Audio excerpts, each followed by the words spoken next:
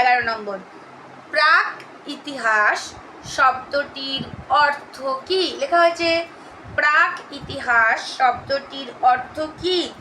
বলছে যে সময় লিখিত বিবরণী ইতিহাস রচনার প্রধান উৎস ছিল না, অর্থাৎ যখন লেখা শুরুই হয়নি।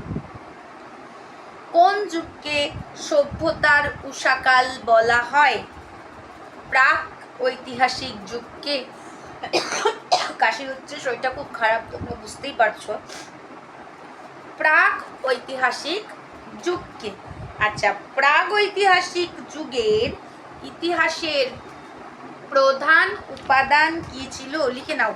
প্রাগ ঐতিহাসিক যুগের ইতিহাসের প্রধান উপাদান কি ছিল? উত্তর হবে জীবাশ্ম।